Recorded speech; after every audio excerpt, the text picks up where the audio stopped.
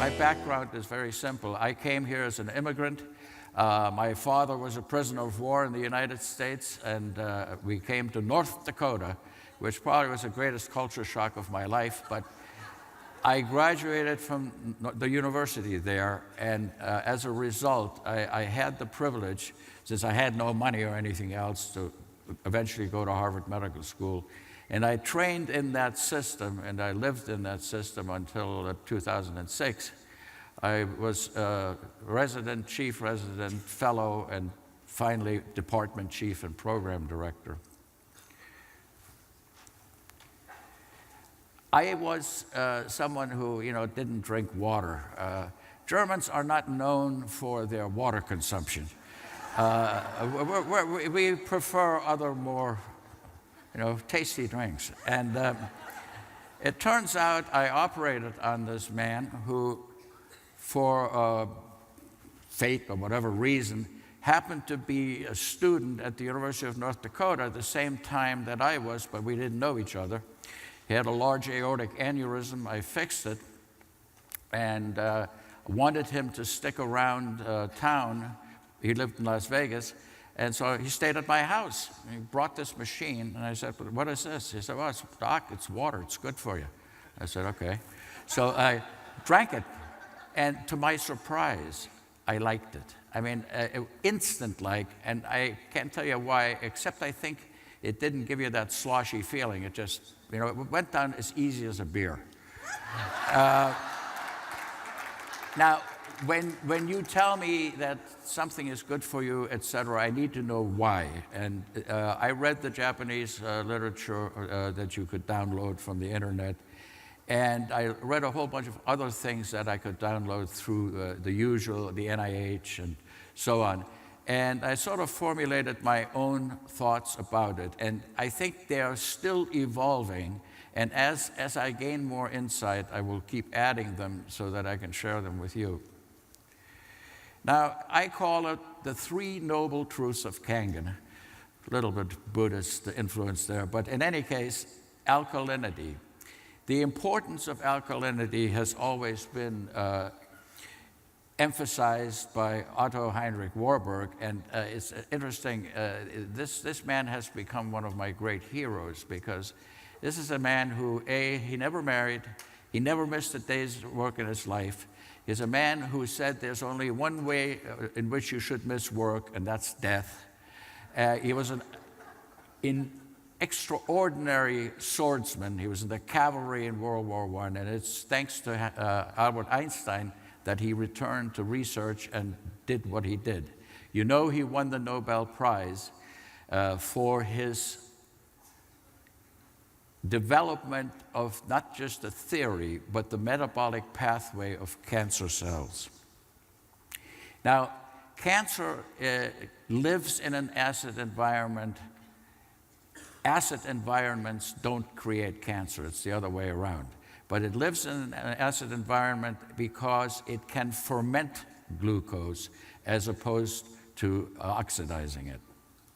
Now, the alkalinity also of the water also has a profound effect on the outside part, our gastrointestinal tract. Lots of harmful materials are neutralized by it. Warburg, I don't know how, well, anyway, on the right-hand side, you see the normal pathway of oxidative phosphorylation of a cell. And this requires glucose and produces a large amount of energy. And that energy is used as ATP. It runs everything in our body. Without ATP, your cells don't work, your muscles don't contract, your nerves don't conduct. And so this is the fuel. This is the biological fuel. And in that process, pyruvate and then lactic acid is produced. But our circulatory system can dispense of that, as does our respiratory tract. So a pH is the single most guarded variable within our body. Tumor cells, on the other hand, you'll notice on the other side, produce very little energy and very little ATP, but they don't need oxygen. And because of that, they can replicate at will and basically kill you by overwhelming your body with the number of cells. And remember, it's a logarithmic progression. So by the time you have 256 cells, it just shoots up very, very quickly. And depending upon the type of cancer, type of tumor, it will depend upon how fast the metabolism occurs.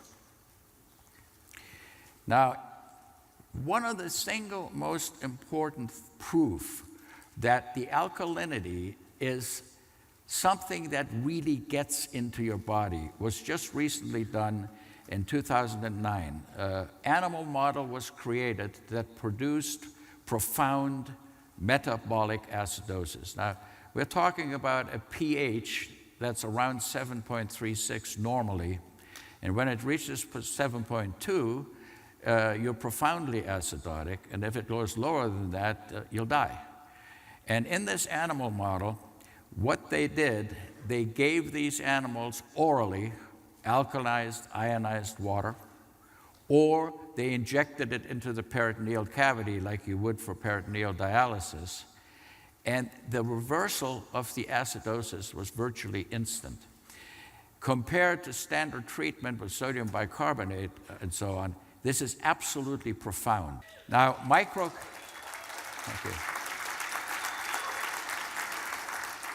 the next truth is that of microclustering. A regular water molecule, they say, has 15 to 16 units per atom, 15 to 16 atoms per cluster. However, it's true that in nature, this can vary from 2 atoms to 256 atoms, depending upon temperature and what type of water you have. Now, we say that Kangen water is microclustered, and therefore it gets into the cell better. Now, what's the proof for that? One is surface tension.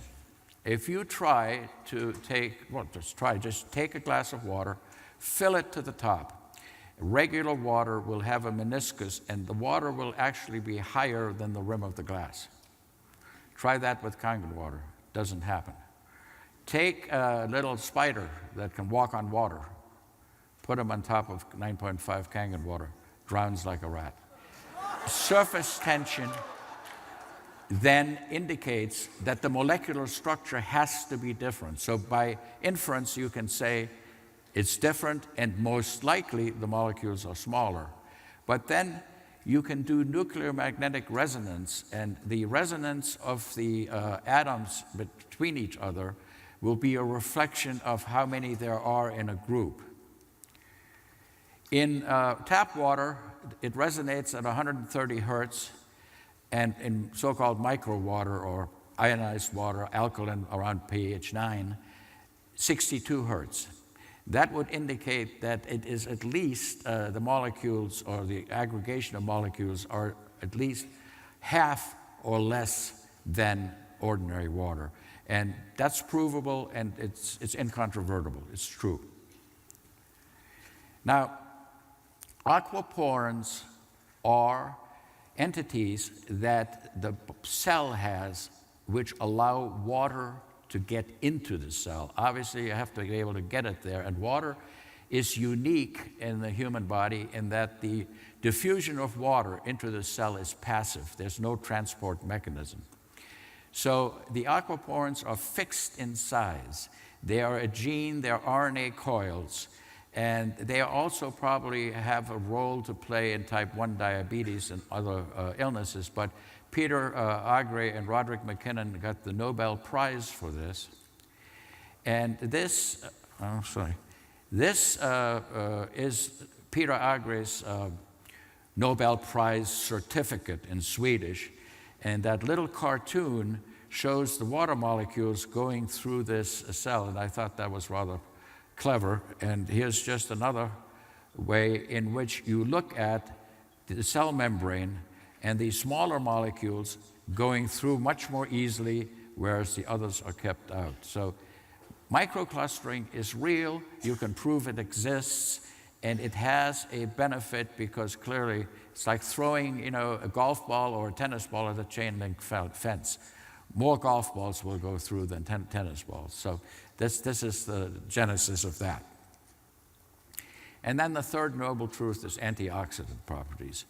Now, I don't think anybody in this room thinks that antioxidants are bad or don't exist. The proof of their efficacy is ubiquitous. It's all over the literature. The issue about the ionized water, Kangen water specifically, is that it has such a profoundly high antioxidant property. Antioxidants occur in fruits, vegetables, etc., but nowhere near to the extent that they occur in Kangen water. Now, we measure antioxidant or oxidant properties by the redox potential, or ORP. If it's a negative number, you can say it's the good guys because they can donate an electron to free radicals which are positively charged. So when you have free radicals coming about, what they do is they set up a chain reaction of cellular damage. The cellular damage starts by eroding the lining of the cell. The lining of the cell or an artery or the intestine or whatever is then bare and it needs to heal. And it's the healing process that gets us into trouble because when this raw surface occurs, clots, platelets, and all kinds of scavenger cells get there to heal it. And in the process deposit cholesterol, fatty acids, and other things. And we call that a plaque in the case of an artery. And as time progresses, if this process is unchecked, it just gets progressively worse. The next thing you know, you have greater than 50% luminal diameter reduction and flow alterations. And then you have things like claudication in your legs because you can't get enough blood to the muscle, or a heart attack, or a stroke. Here we have the ORP. You're all familiar with that chart. It's redundant. But antioxidants come into play, and many have asked me about this, and we're going to tell you that antioxidants are good for you, for people, for any condition across the board. The traditional point of view of many oncologists and hematologists was that when you give antioxidants, you will interfere with chemotherapy because the drugs will not be as effective. And that is out the window. It is just not true. There's a review article in Science Daily, and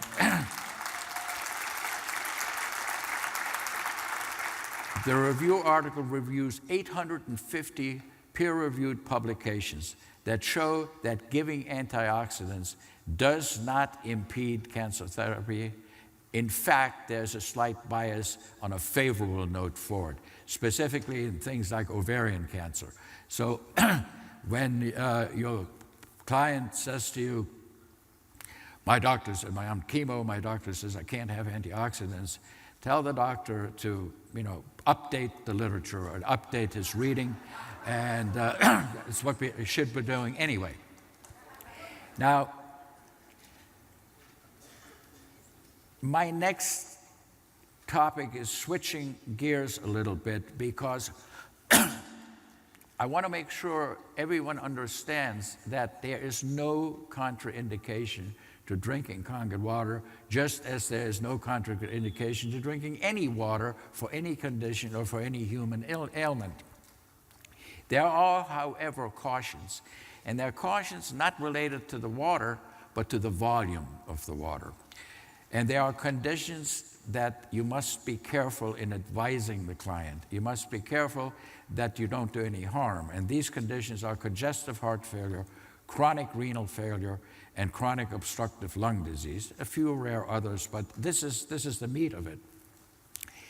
If you're in congestive heart failure, which most commonly in this country is due to coronary disease, valvular heart disease, and then cardiomyopathy, viral or otherwise, and chronic lung disease, and sometimes excessive fluid administration. But let's make the point that the heart muscle is weakened so that it is an ineffective pump.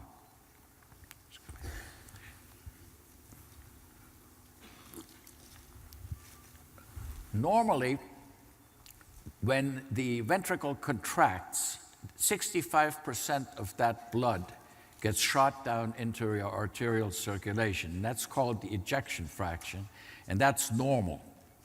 When you get down to 30%, the heart's in trouble because it results in relatively less blood flow to the tissues, and mechanisms are set up that tend to retain water to help augment that flow. And eventually, as the heart dilates further, the fluid backs up into the lung, and the patient is in fulminant heart failure. This is an X-ray of somebody in pulmonary edema or acute congestive heart failure. What you notice is that the heart is very large. It should be half that size normally. And you see these fluffy shadows all over the lung fields. That's water. That's liquid outside of the lung or within the lung parenchyma, thus impeding oxygenation. So you can see how lethal that would be if you didn't reverse it. Here's just an illustration about the pressure in the ventricles that result in good function versus ineffective function. Now, the rationale for restricting fluid is that it decreases the blood volume and therefore the workload of the heart. It improves the oxygenation, it improves perfusion of all tissues, and exercise tolerance. Needless to say, you've got to add other medications that strengthen the heart. Traditionally, it was, foxglove, digitalis. In 1535, Harvey showed the effect of it. So there are things that will strengthen the heart, but this fluid restriction makes total and common sense, and it's free. And on top of everything else, it works. Now, in obstructive lung disease, the picture is very similar, except the heart right side, which is the pulmonary circulation, which takes the venous blood from your body and then shunts it through the lungs to be oxygenated and then back to the other side of the heart. That is the problem because of damage to the lung. The lung gets damaged in this country, Europe, smoking, number one, and industrial gases, coal dust, asbestos, you name it. Pretty soon, the resistance to flow in the lung is dramatically increased, and the workload of the right ventricle increases. Remember, the right-sided circulation of the heart is a low-pressure system, so that a blood pressure of about 40 is normal. You get about 55 or higher, you get pulmonary hypertension, and that produces the same effect, that the fluid backs up and eventually accumulates in the lung. Pulmonary edema ensues, and if you don't reverse it, it's deadly. Just an illustration of some the effects and the various things that cause heart failure or right heart failure or cor pulmonale. And then renal failure. Well, very common, most commonly secondary to diabetes, uncontrolled high blood pressure, vascular disease, infections like pyelonephritis, glomerulonephritis, some hereditary diseases, and obstruction like even from benign prostatic disease.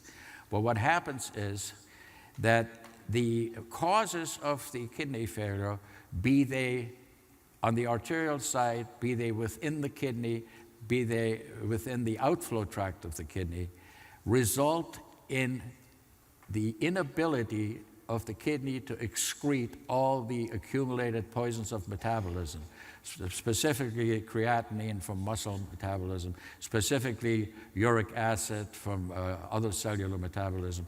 And what happens, we get into a state that's called uremia. And the uremia may result in end-stage renal disease. That is when the kidney can filter only a limited amount of blood, and these products back up to the point that they become toxic and poisonous. And what you need to do with that is you need to reverse it. And that's either done by dialysis or by a kidney transplant. Now, as these people progress in the severity of their disease, they have one of two things happening. They may make a lot of urine that is worthless, it's dilute, in which case giving water is not an issue, but that's extremely rare. Most of these folk can't make enough urine. They make 200-300 cc's a day, so if they drink 3.5 liters of water, they basically drown themselves, and that's an important consideration when you deal with kidney patients. This is what an end-stage kidney looks like, and it is not a pretty sight. Now, I have a few recommendations, and take them for what they're worth. There are things that I think are important, and the most important thing, I believe, is that you understand what does this person you are negotiating the deal about buying a machine expect from the machine. And are these expectations realistic? If they come to you and they've had a chronic illness, hereditary, whatever, for years and years on end, don't say they're going to be cured by Kangen water. They're not. But it is permissible to say, look, there's no downside to it. It certainly can't hurt you. And there are many reported cases where it's been extremely beneficial. That way, you don't upset the company.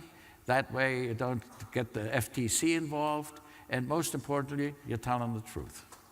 Now, medical advice is probably best given by medical professionals. And I'm not talking just MDs. A professional with a license who's been trained, let them give the advice. Also, don't treat the water as a medication. Above all, Dave Carpenter has said that 150 times. Above all, it's water. It's not something else. It's special, but above all, it's water. And cancer cures. There are some unconscionable claims being made because they are not substantiated with anything. When you say stage 4 cancer, it is a totally meaningless term. There are 1,804 different cancers diagnosed, and each one has a different biologic effect. And stage 4 indicates that at least one solid organ like the lung, the liver, or the brain is involved. And believe me, that would be rare. Also keep in mind, there are a number of cancers like renal cell carcinoma and melanoma that have spontaneous remissions. One day they're gone with nothing, with no treatment. So you have to put it in the correct perspective. I also think that you want to really focus on wellness. You want to focus on, you're going to feel better, and focus on the fact that the ingestion of the water is associated almost always with a change in lifestyle. People drink the water, they feel better, they suddenly think, well, gee, there's something to that. Let's see if I can't stop eating the bacon, and the grease and this, that, and the other thing. A few less burgers, and they eat better, and they're healthier, they lose weight. And I think that's a real important thing to emphasize. Know about the alkalinity, know about the microclustering, and the antioxidant powers. And call, ask when in doubt. I'm pretty good about answering emails. I'm pretty good about answering calls, so hopefully I'll get some help.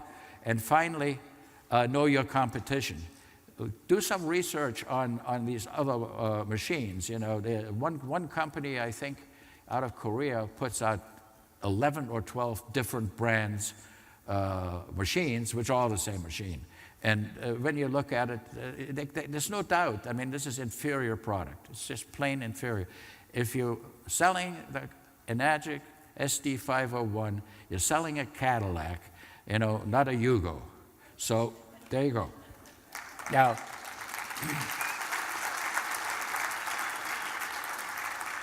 This water is not a scam.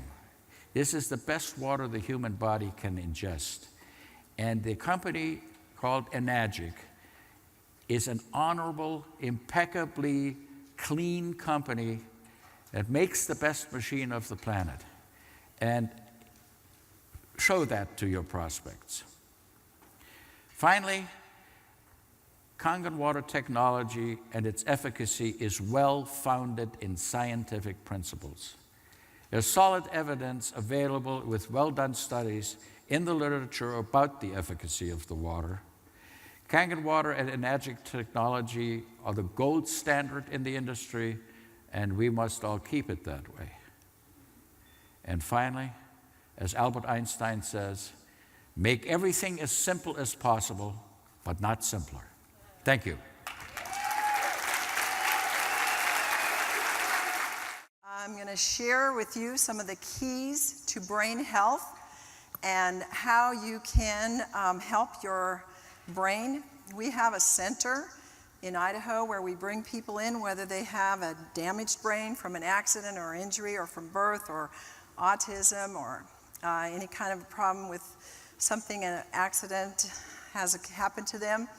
And we bring them in and we re-educate the brain cells to perform normal and proper connections. And we're going to show you how we do this. We're going to show you the modalities that we use, and then we're going to show you one that you're all here for, and how we use the water, alkaline ionized water, to really be a foundation for the procedures and the modalities that we use to help people with extensive, from A to Z, issues with the brain.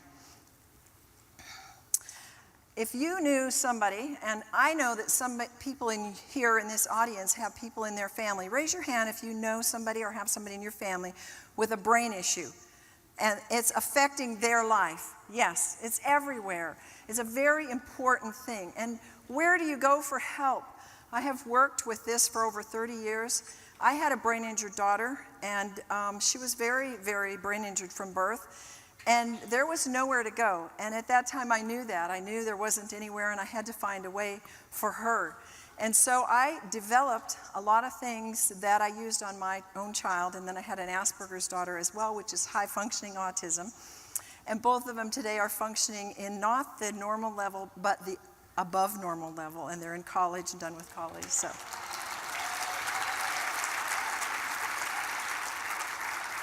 So where would you go if you were Chloe's parents and Chloe had uncontrollable seizures and there was no hope for her? All they could do is cut her brain out. So they took half of her brain out. Then they left her with cerebral palsy and paralysis on the right-hand side. Did she have any hope of a life? So they were looking for somewhere to bring their daughter. Then we had Jeannie. Jeannie was a twin, and from young age on, she had lots of issues with anxiety and fear and depression, and of late she was very suicidal. She ended up shutting herself in her room and never would come out. She wouldn't eat, she wouldn't dress herself. Very educated woman. The family was frantic. Can you imagine? What would you do if that was your daughter and you had no way to help her? Then we had Vernice, who was in a car accident, and a week later she had a stroke, a very severe one. Affected her balance and affected her at 85. She was still vibrant and working as a reflexologist. She couldn't work anymore, and she was just so sad that she was debilitated from that. And then we had little Elsa, whose dear parents struggle like autistic parents of autistic children do. Never say I love you, never able to respond to a hug, no proper speech. And the behavior is out of control. They don't obey. They don't eat. Her stomach was always hurting, severe digestive issues and severe delayed issues. Then we had Jason, who'd been through life. He's already in his 30s and had seizures. And his seizures compounded the brain injury because every time he'd have, not every time, but many times when he had a seizure, he would fall over and hit his head severely again. In that whole process, he had delayed social development. He was very slow in responding in his speech, and he could get it, but he couldn't get it out. And so people were tagging him as having some mental problems, but he was smart enough and aware enough to know he wasn't. And he didn't know where to go. His life was a mess, didn't know where to come together. Then there was Yvette. What would you do if you were her parents? At 3.5, she had a very serious traumatic injury. She actually died. The parents prayed over her, brought her back to life. She was totally vegetable. They worked with alternative developmental therapies until now, at 15. They brought her to our center. She still had developmental delays. She had no balance. She couldn't do much of standing on one foot or standing on a trampoline. She had a severe optic nerve problem. They said it could never be regenerated, and she could never see out of that right eye. And her balance and motor functions were very delayed. Then, what if you had a Down syndrome child? People kind of think that when they get past a certain age, you can't do much with them. Bethany's in her 20s, and Matt is about 15. And they came to our program. Their parents brought them there because they had social delays, speech delays, and behavior issues that were presenting themselves. And they were looking for something to help these children. So how would you permanently, and I mean permanently, and effectively stimulate the brain? And when you stimulate the brain with a permanent fix, you are going to change lives. These are the modalities that we use in our program. We won't explain them in detail. We do have a resource packet available that explains on a CD how these modalities work in detail. You can get those afterwards. But light, sound, and motion, very powerful modality. The bed moves. They're looking at a special frequency of light programmed especially for their brain, and their hearing and auditory program. Then we have color therapy that we use, and the kids love it, and we can see behavior changes and emotional changes and other changes almost immediately upon putting the right color on them. A lot of people don't realize that when you have injury in the brain, you have to, not always, but a lot of times, go back to the very beginning of development. And where do we develop? In creeping and crawling is where we get our basics for life, for our emotional life, for our ability to function in life. And so when these people aren't functioning well emotionally, physically, socially, whatever, we take them back to the rudimentary roots, and part of that can be creeping and crawling. We do a special essential oil massage for them, and they love it. It's just wonderful for them. We have a very wonderful way to do it with the essential oils. Then we have detox. One of the detox methods we used is called a foot bath, and they also look forward to this. And we always put the parents in with the participant, or a lot of times we have adults too, but we want the parents to experience as much as they can along with the participant. Then we do certain patterns that actually reconnect pathways in the brain permanently, and there are hundreds of them that we put them through, and we teach the parents to do these. They can continue them at home, put them in certain movements, and I have literally seen one cerebral palsy young man totally bent over, totally in half when he came. He didn't have normal bowel movements. He was always in a U position. Within 1 or 2 days, we had him erect. He then began to have his bowel movements. It was because of the reflexes. It was amazing to watch that happen. We use hyperbaric oxygen. Not everybody wants to do it, but some do, and we let them do it. We do a gluten and dairy-free diet. This is very important for the brain. I don't know that a lot of people don't know this. We grow wheat, and the seed in all the wheat farmers is soaked with mercury in the fungicide. And even though I grow organic wheat, I don't put anything on it afterwards, there is still resonances energetically of mercury in the wheat. And the wheat that is grown by my neighbors then they put more fungicides with mercury base on it. So mercury, of course, is a very key problem for the brain and causes severe neurological damage. So we find that putting them on a gluten-free diet, dairy-free diet, really helps them to detoxify and to cleanse and to really feel better. We do movement therapies, lots of balance things, lots of things in movement. And we have always done prayer, but this year we added a specific standalone prayer counselor. She is a very gifted woman, and you know how sometimes people just, religion, I don't really want to go there. And this woman is the most unreligious, unpretentious woman, and after they saw how their traumas were being healed, their emotions were their rejection, fear, and abandonment, so much of the emotions that people are dealing with, if you have a brain injured child, you know the traumas. And they would go in with her and spend an hour, half hour, and for the parents, we want help for the parents because they're so traumatized with these children. And they came out of there with such healing and such refreshment in their spirits that by the middle of the program, there was lineup to get in to see her in the day, and she wouldn't have time in the day to see everybody, so they had to wait. But she was quite an addition.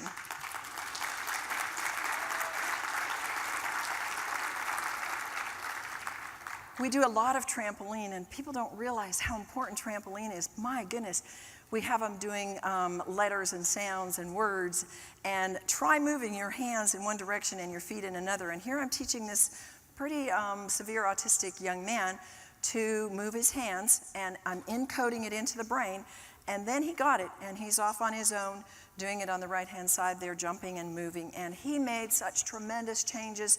It was really remarkable to see because new pathways had been made when he went back to school that year. He was doing a whole lot better in reading, socialization, and just where he was at. And one other modality that we use that we're going to spend a little time developing here is our alkaline ionized microclustered hexagonal water. And we put the water out for them, and we encourage them to drink it all day long, and they do. And they are seeing the results of that. Why do we find that alkaline ionized water is so important for the brain? Well, you can see the brain is 80% water. And if that brain does not have hydration and it doesn't have a way to get that water to it, then it is less of what we can produce in results in the brain. So let's look at the areas of why we chose micro-clustered alkaline ionized water to facilitate the other modalities that we're using to reconnect brain circuits. One of the reasons is we wanted better hydration. Another one is we needed energy. Some of these people come to us, they've never been off the couch, they can't walk a block. And we had to move them, and we couldn't physically do all their movement. They had to help us, so we needed to have something to give them energy. We had to help them with digestion. We didn't want people getting upset stomachs and the digestive problems that they came with. We wanted to support that. We do a lot of detox. You're going to see in a minute how we use detox, because when people are exposed to fungicides, pesticides, neurotoxins, they got to come out. And toxic metals, we got to detoxify it.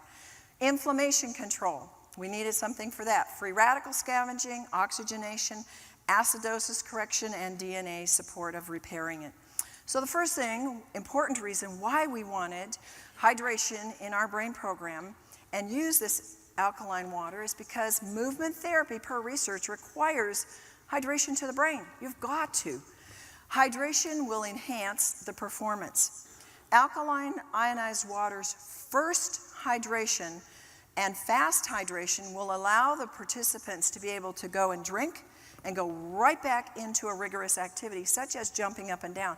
Would you even dare think of doing that? And we make them drink a 12-ounce glass of water and then go jump on the trampoline. They would be slushing and hurting and getting a side ache. But this water hydrates immediately, and they are able to go with full energy. When they've just pooped out, they can go another round. Another reason we use it is for the energy. Alkaline ionized water increases oxygen, which increases cellular energy. 6 hours of brain therapy takes a lot of energy. We had one program this last summer where we had, I call it the geriatric group. We had people with aneurysms, we had people with accidents from falling off a horse. They were all past, not all, but a number of them, 4 or 5 of them were past 50, a number of strokes, and these people didn't come with a lot of energy. So we were able to help them get through all the modalities of jumping and movement therapies that we do because we were feeding them alkaline water. Now, the other factor is you need water that gets into the system to help digest your food. And alkaline water, ionized water, gets into the digestive system, into the body, into the cells immediately.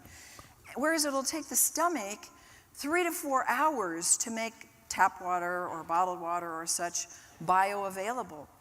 But the alkaline water helps our nutrients to become available to the cells quicker and easily absorbed. We give them a few supplements that are brain targeted during the program, and they don't have to take handfuls of supplements like sometimes people do for the brain, because the water helps to get it into the cells deeper and faster. And then, of course, water is a very important factor in enzymatic processes that break down toxic compounds. We all know this. You're getting the flu or you're feeling yucky, and what does the doctor tell you to do? Drink lots of fluids. But if we have the best fluid available, alkaline ionized water, we're going to do a better job of flushing that out of the system. And then water is important in the final stages. If we're flushing it into the tissues, we need to be lubricating the intestines and providing the basis of urine. We want it to flush out of the body. Then we move further into the detoxification and elimination. And when we have water that's flushing and getting into the system and hydrating, we're going to have a cleaner stool. And that is, research says, within days after taking the ionized water on a regular basis, that will happen. And then research also tells us that because the water gets into the system, it can detoxify lactic acid. Now, when you're moving muscles and parts of the body like crawling, you see these people on the floor crawling, and they're adults or they're children that have not really crawled ever and don't know how to crawl or creep, they're going to have sore muscles. I never hear the complaint of sore muscles because they're flushing with the water. Ionized water molecule is half the size, and so it can penetrate easily into the cellular membranes of the body. And ionization speeds up new tissue building and waste removal. So it's a very important part of our detoxification.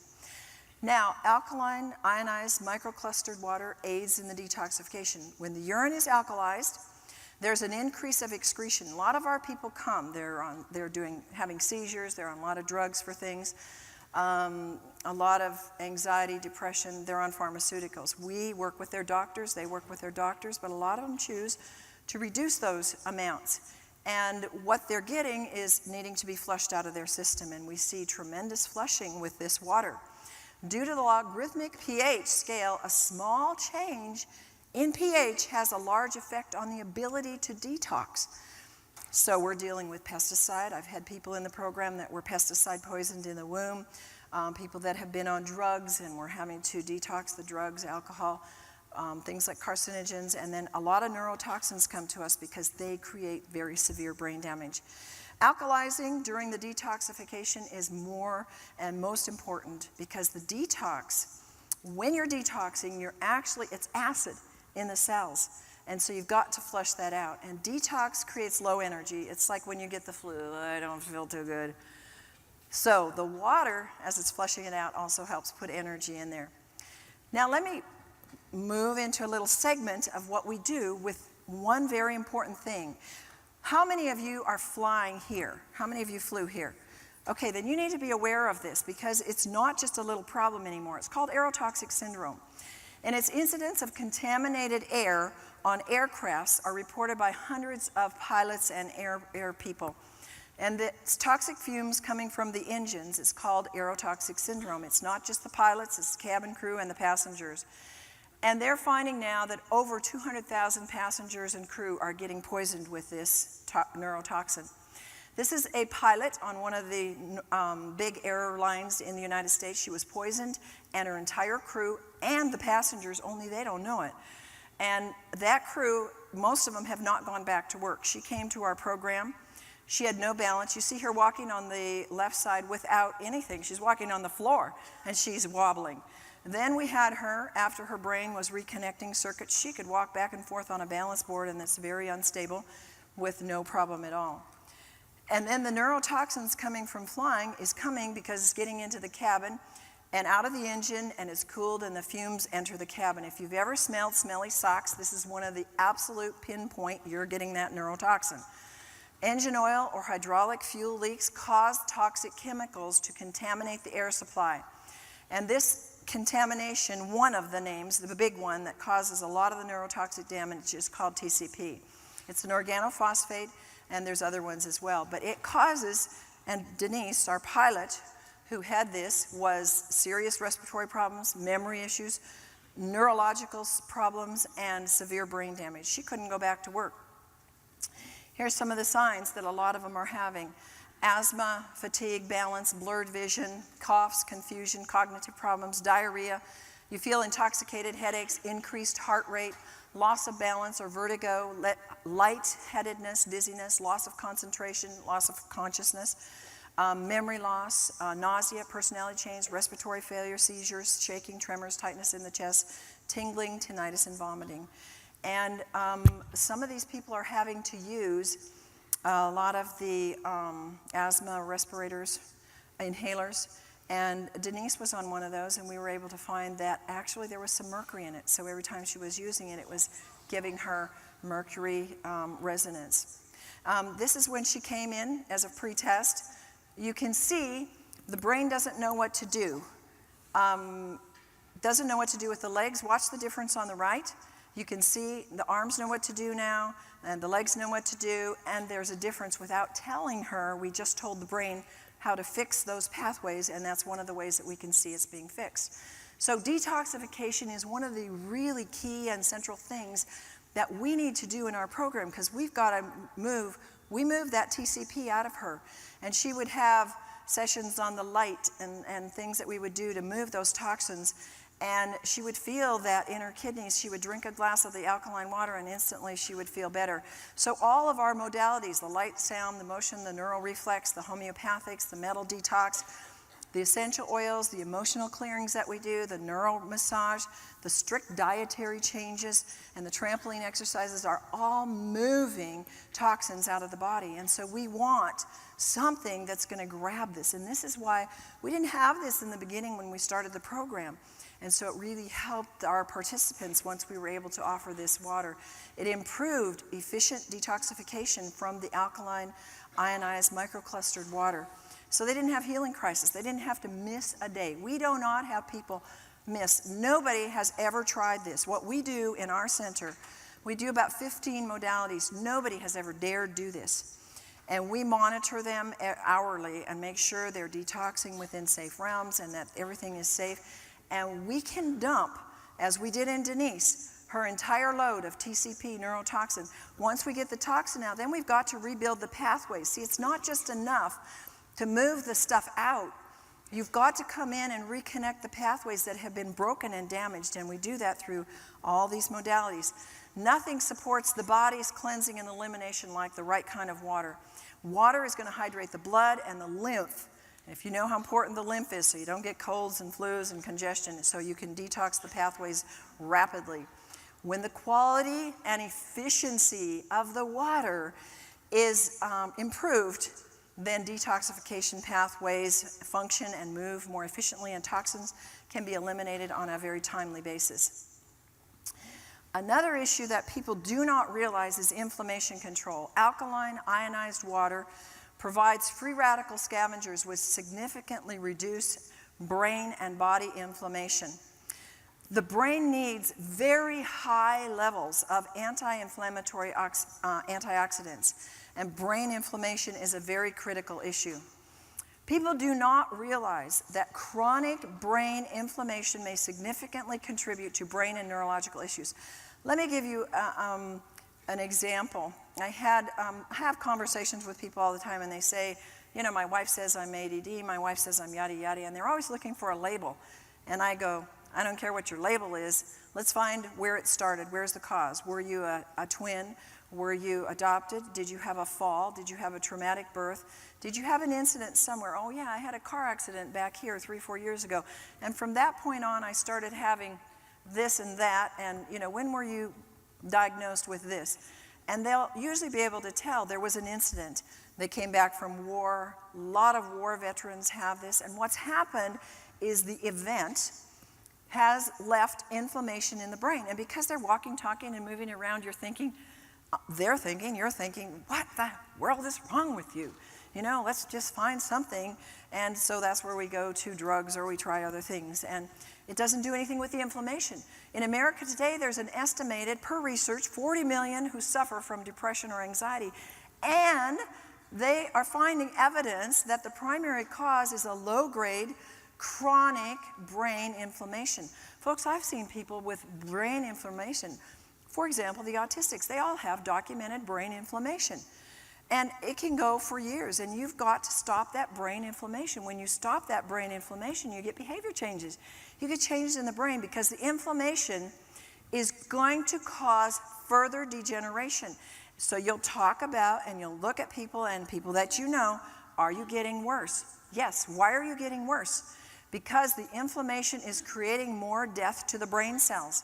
And you'll see with these kind of things that are expressions of inflammation, Parkinson's, chronic fatigue, Alzheimer's, and all the brain symptoms and all the brain names that you can find out there. Other possible causes of brain inflammation could be premature birth, or if the mom had a fever in utero. Bombs. Oh, I have a real heart for our military. How many of you have military people that you really are having a heart for and they're suffering? A lot of our military people are suffering and they're thinking there's no more hope, there's no more help. I don't know where to go. And folks, the government doesn't know what to do. They're struggling too to find help for these guys. But if you can stop that inflammation, you can help them, and then we need to recircuit the pathways that have been injured by either a traumatic event or a bomb or an accident or injury. Then we have people that have horseback rides, a car accident, they had a fall, something hit them in the head, and there is a plethora of these that are acute and chronic traumatic brain injuries where people are walking around, they're working, and they're having very severe issues, and sometimes they can fake it around others, but their family knows they're not right. And this is because there's inflammation and there's some damage in the brain. Toxic exposures. You can be pesticiding your backyard and get a toxic exposure for you. Maybe you had a previous event that opened the blood-brain barrier and now you're very susceptible to more chemical poisoning, and that can cause damage in the neurological pathways that aren't just going to go away. And then, of course, I told you the neurotoxins that you can get not just from airplanes, you can get them drinking and eating certain foods. Low glutathione. Glutathione is the #1 antioxidant in the body. It is 5,000 times stronger than any other antioxidant. It's very important for brain health. And then vaccinations have been known to cause inflammation. But once there's inflammation in the brain, then it's easier to develop something else. And I already told you, Alzheimer's, autism, attention deficit, diabetes, autoimmune problems, obesity, trauma, exposure. I told you when the blood-brain barrier is compromised, you're like an open sieve. The parents of autistic children will say, oh, my kid I just keep dumping and I keep doing all these chelations for mercury. And I said, you've got to close the blood-brain barrier. And people don't know how to do this. We do it through energetic means, alternative means, a lot with essential oils and things like that. And it seals that blood-brain barrier and reproduces new pathways in the brain. Antioxidants is another thing that can help reduce brain inflammation. And where do we get it in our program? We get it with alkaline ionized water. That's extremely potent antioxidant. Alkaline ionized water has an ORP between -300 and 800, depending on your source water. And drinking this alkaline antioxidant water on a regular basis can help assist the body to reduce the inflammation, pain, and other things that are free radical damage caused. It's the easiest way to provide an antioxidant. I look at how many times a day, try to drink a gallon plus a day. I'm just flushing antioxidants out of my body because if we have a toxic thought, folks, we're producing free radicals. If we have a stressful day, we just think it's food and water and air. And if you live in LA or certain other cities, you know, you have a lot of pollution, you're getting a lot more free radicals. So inflammation is causing these. And why is alkaline water so effective against them? Because of its high ORP and because it attracts them and it puts them out, neutralizes it, and will reduce the inflammation in the body. So the free radical scavenging is huge. You've heard about it, you keep hearing about it. And alkaline ionized water acts as an antioxidant and a free radical scavenger. Another reason why we want to use the water in our program is because a lot of issues are acid, and a lot of brain issues are acid because alkaline water will raise the pH when it's drunk in the body. And it dissolves accumulated acid waste.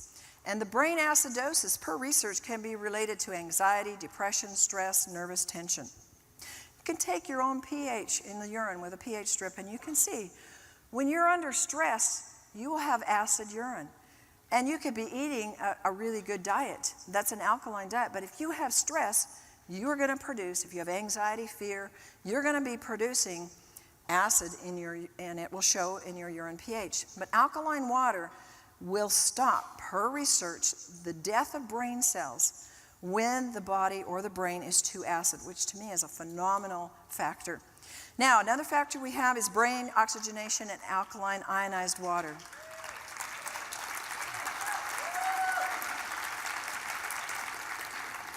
Oxygen, you know how important. Hold your breath. How long can you do it? Not very long. And what happens? You start getting brain cell damage. And so we want those that have brain cell damage already to have more oxygen to help carry the movement therapies and the things that we do further. And it carries acid waste away from the brain. It's vital for the brain and the body health and the most important nutrient in the brain. So we're dealing with oxygen and water. What are they? The two most important nutrients in our brain and our body. And it increases the level of oxygen in the brain very, very quickly.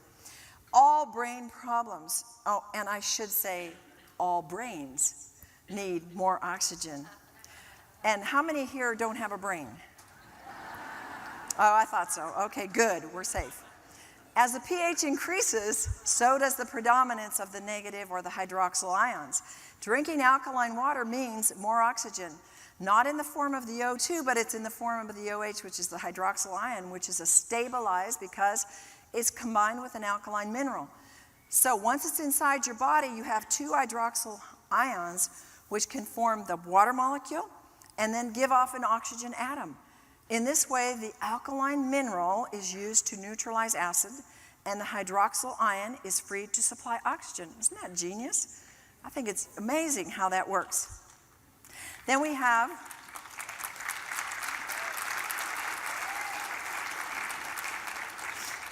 DNA repair. Of course, when there's brain injury, brain damage, there's going to be DNA damage. So what we're doing is not making DNA repair. We're supporting what happens naturally in the program when we see people's functions change. It's going to be affecting the DNA. And research tells us that alkaline ionized water protects and prevents DNA damage. So we want to send them home with this water, and we want to make sure they continue on it. Alkaline ionized water can protect the toxic effects of free radicals. They can cause DNA damage, and it provides the increased antioxidant effects. This is a really amazing story of this young man. This was Stace. An adult, all he could do was work at a grocery store stocking shelves. And his dad's goal for him in life was to have him cared for and taken care of because there was no hope. He'd gone through the school system, he'd gone through whatever, he didn't really have a label on him, but he couldn't function. He couldn't carry on a conversation, he couldn't self-care, he couldn't drive, he couldn't go to school, he couldn't function. So he came to our program. He actually came about 3 times, and he was amazing. You see him here trying to get the connection between the different pathways in the brain, and once he gets them, they're flowing. And it was very important for him to have the alkaline ionized water because it would help him be able to, number one, get the oxygen to the brain, catch the new connections that were being made. But today, he's in college, he's getting A's and B's, he's got a girlfriend.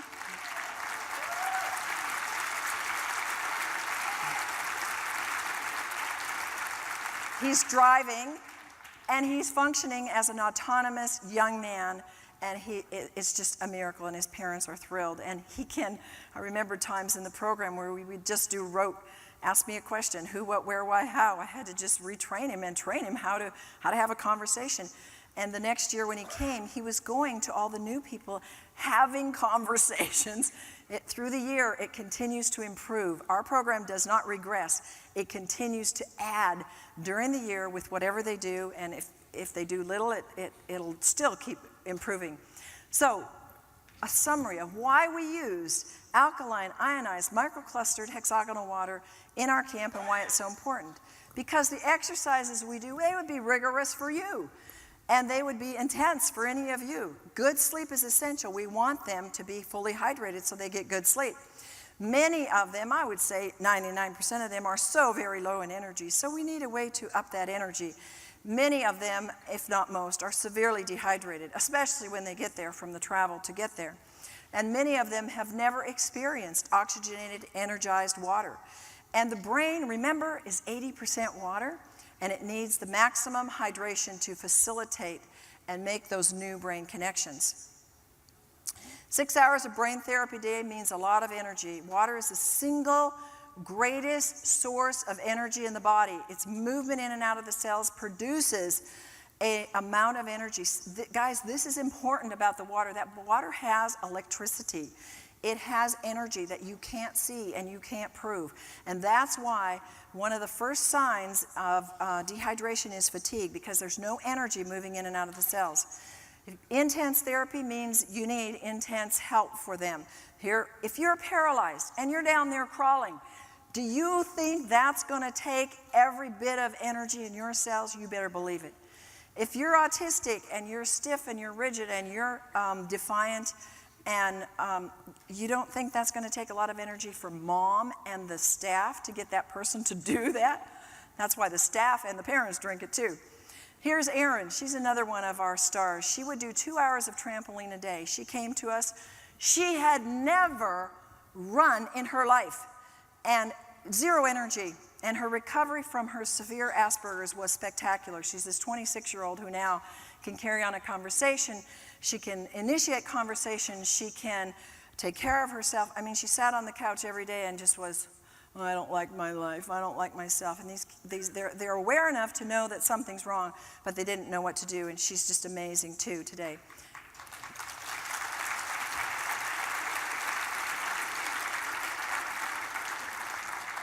Signs of dehydration with fatigue, brain fog, anger, blood sugar swings, moodiness, pain, premature aging, memory loss, and high blood pressure. All of these are triggers.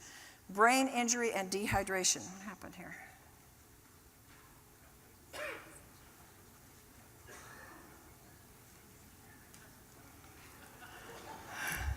We're not done yet.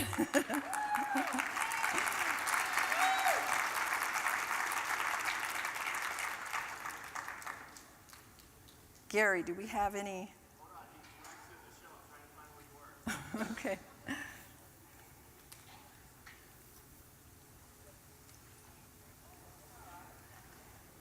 Maybe you needed to hear this twice.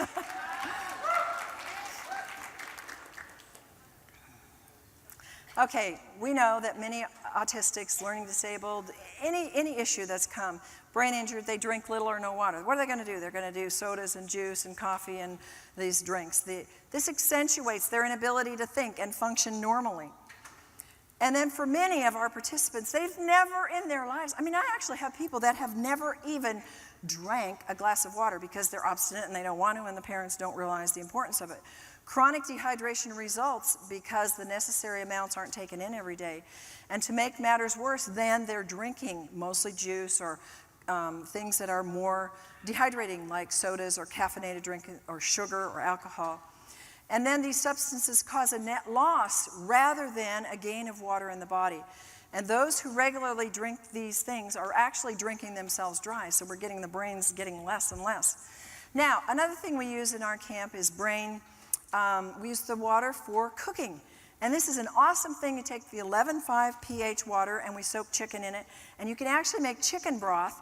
With one neck, it'll make a quart of chicken broth. Absolutely the most delicious. And you just leave it there 5 to 10 minutes. It makes your fruits and vegetables taste better, last longer. And the cooking time is a lot less. Then we use the strong acid water to kill the mold and bacteria. It helps retain its color, and boy, does it last a lot longer. Alkaline water we use in juices, frozen juices that are organic, and help to make it with an 8.5 pH. And we do everything from scratch, and so we make our own beans, but to make a complete protein, we sprout them.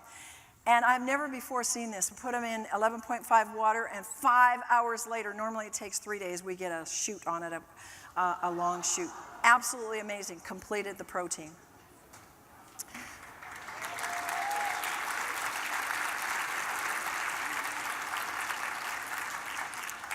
Another thing that we do is we have a garden, and we like to store some of our food, so we take homegrown onions, and they're soaked in the 2.5 water. They kill the mold, the bacteria, the fungus, and then they're dried. And guess what? They taste better and they store longer in storage. Then we used it in our laundry. We had a young lady who had such poor digestion, she could not digest the omega oils that we did, so she had an accident on the bedding. We had washed it and tried to get the smell out. You know how fish smells. There was no way that blanket was going back on anybody's bed. So we said, I got an idea. Let's put it in the 11.5 water. So we took the portion of the blanket, soaked it in there for an hour or so, came out smelling like it had been in the sun, just as fresh as could be. It was amazing. Now, quickly, we're going to show you the results by increasing all the things that we're doing. but undergirding it with the ability of the ionized water, the alkaline water, to get in there. Yuan came to us. She had a brain tumor in her cerebellum, left her paralyzed on her left side, left her in a wheelchair. After 12 days, her vision returned so she could actually read out of her left eye. Her sensation in her tongue was returning so she could begin to eat. Her muscle movement greatly improved on her left, and she actually was able to stand and do her own grooming. Here she comes in the left. She had to have her husband with her at all times, helping her, holding her, because she could barely move. Then you see her on the right, midway in the program. She's actually moving herself and able to get movement with herself. Now, she came to us, mind you, bedridden. She came to us in a wheelchair. She'd been around the world. She is an MD from China, and she'd been everywhere for therapy for 9 years. And here we have her on the left. She's now walking on her own with help, somebody near her in the wall. And then on the right, she's walking, standing alone with perfect balance with nobody near her. First time in her life. 9 years bedridden, in 9 days walked.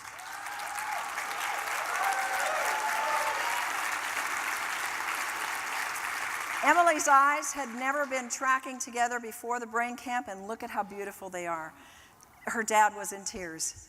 Matt, severe OCD, super sensitive to noise, outstanding improvement. And then we had Johnny, severely autistic. I want you to pay attention to the mom and look and see if you see she's rested. These parents, folks, need your help. They need my help.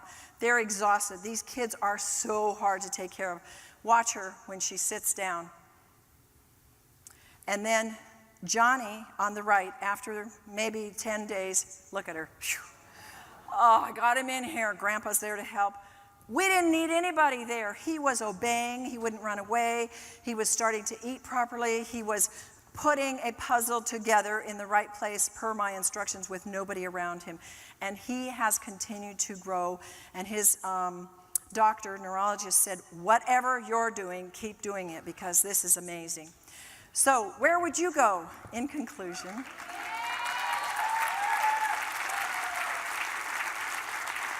If you had a choice, would you spend thousands of dollars on expert therapy all over the world like Yuan and her family did with unknown results? Would you endure hundreds of hours of therapy with minimal results like's happening in our, school system? Would you take multiple drugs trying to solve the problems, masking the real cause? Would you just feel hopeless and helpless, or would you want to spend 12 days drinking alkaline water, ionized water, along with targeted, proven brain modalities that are changing the brain?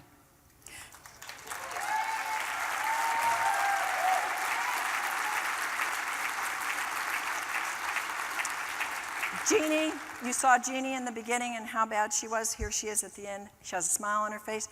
Folks, she's getting married. She's living a normal life. No more anxiety, no more depression. She's gone back to life. She is ecstatic.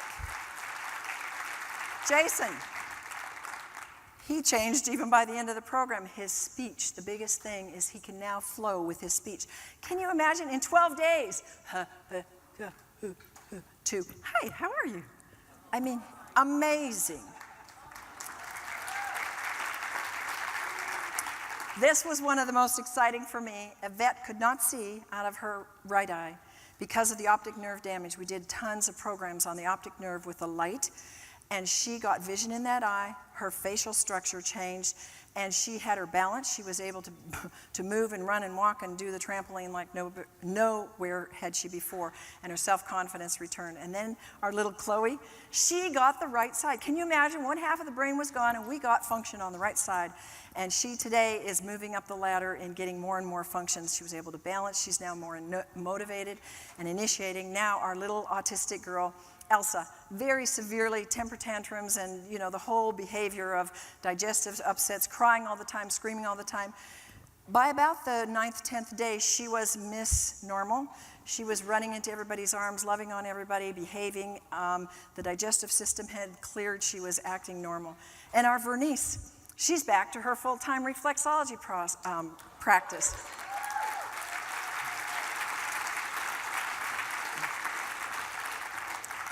And so one of the main foundations, it's not the only thing, but the alkaline microclustered ionized hexagonal water is what we use to help these people to get these kind of results. This is our staff, and of course we understand the importance of drinking a lot of it, so our staff likes to drink it in big amounts. And so that's it. I will be available in the back and have resources available for those that want it.